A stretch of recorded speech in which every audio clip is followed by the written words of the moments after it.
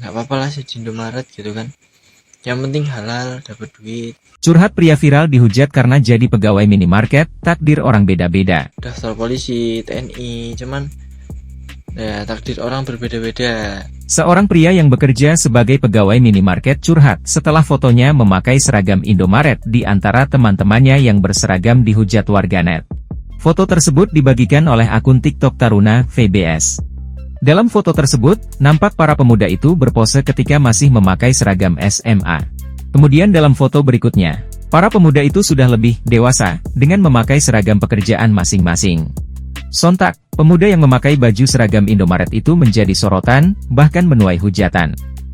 Belakangan, pemuda yang memakai baju seragam Indomaret itu muncul menanggapi komentar hujatan tersebut. Pemuda itu bernama Irfan Ersandi, 19, yang menyampaikan curhatannya melalui akun TikTok Irfan Ersandi.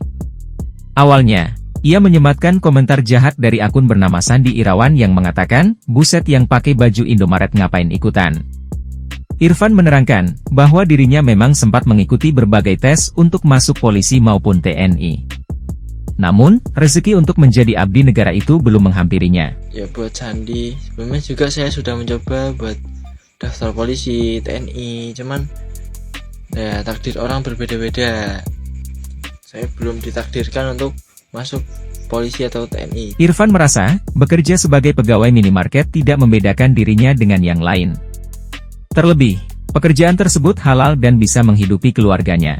Gak apa-apa lah sih di Indomaret gitu kan. Yang penting halal, dapat duit.